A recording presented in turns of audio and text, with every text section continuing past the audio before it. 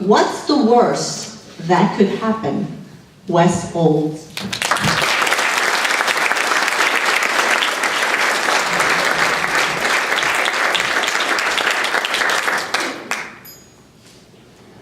Long, flowing auburn hair, a bright, beautiful smile, and a laugh that could melt the heart of any 6th grade boy. Her name, Deanna Green, and I had fallen head over heels for her. She was my first crush. She was gorgeous.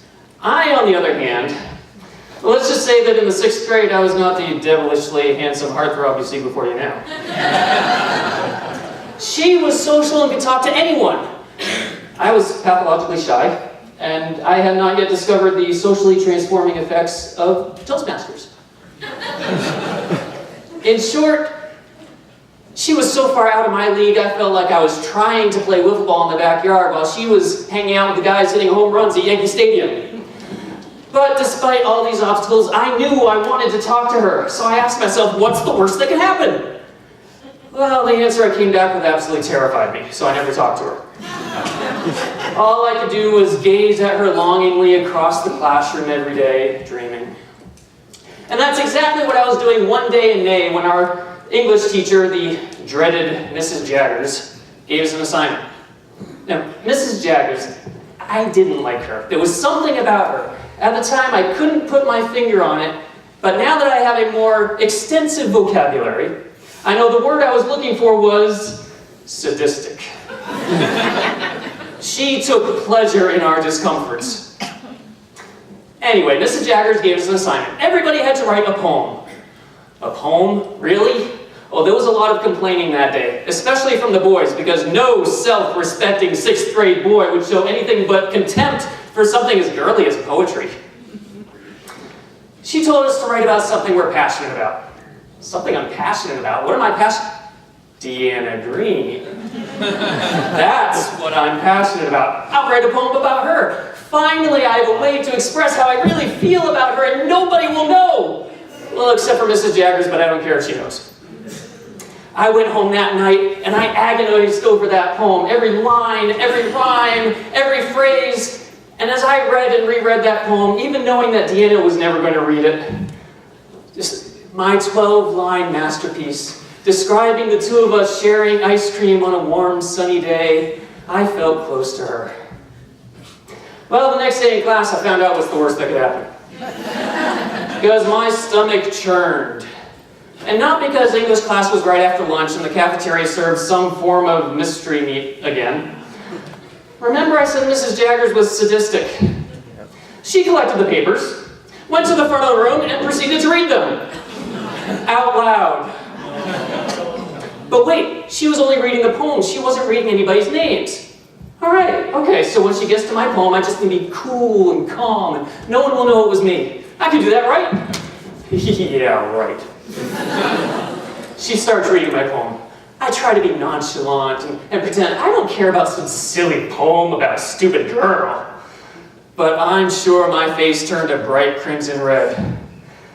But even worse, I glanced over at Deanna to see her slunk down in her chair as low as she could get, staring straight ahead, desperately trying to not make eye contact with anyone. My poem had utterly embarrassed the girl whom I was secretly trying to impress. Well, the cat was out of the bag. Everyone in class knew that someone had a crush on Deanna. What could I do? Well, I could do nothing. But in one of the few semi-brave moments of my adolescent life, I decided to ask her on a date. I mean, what's the worst that could happen? So in true junior high style, I snuck into school early the next day, slipped a note into her locker, and then ran away before anybody could see me. The note simply said, I wrote the poem. If you want to know who I am, meet me at the mall at 2 o'clock on Saturday. I'll be holding 2 ice cream cones. I did it! I finally asked a girl out on a date. Well, sort of. So Saturday comes, I'm nervously walking around the mall, checking my watch, and 2 o'clock comes, I go to Haagen-Dazs, I buy 2 vanilla ice cream cones, I find my way to the center of the mall, find an empty bench, and sit down and wait for my dream girl to show up. And I wait. And I wait. After about an hour, I throw away what's left of my now mostly melted ice cream cones, and I walk home alone. I never did find out why she didn't show up. But I learned a very, very important lesson that day. I learned to listen to that voice in the back of my head that asked, what's the worst that could happen? Because you know what? It probably will. Because I was devastated. My life was over. But this was junior high. And in the world of junior high drama, my disaster was soon old news. Everybody else moved on. But my feelings for Deanna never changed. Fast forward 6 years later to senior year in high school. Deanna and I are in the same calculus class. I'm acing every exam. Deanna, not so much. Now, she may not have been good at math, but she could make cinnamon buns that were to die for. And she offered me her buns in exchange for some math tutoring. How could I say no? Now, fortunately or unfortunately, nothing ever came of it other than friendly tutoring. But night after night, being inches away from that auburn hair, accidentally brushing her hand when I pointed her paper, seeing her smile light up when she got a right answer and knowing that was me, I did that. And those delicious buns. Oh, it was well worth the 6-year wait. But as I look back on that, I realized I never stopped to ask myself, what's the worst that could happen?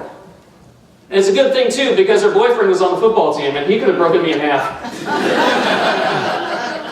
But maybe, just maybe, the universe is trying to teach me a lesson here. Maybe I should stop asking, what's the worst that could happen? And I should be asking, what's the best that could happen? So I challenge each and every single one of you. The next time you're faced with a difficult decision, don't focus on the possible negative aspects. Focus on what positive aspects could happen. I mean, think about it. If everybody in the world did that, what's the worst that could happen?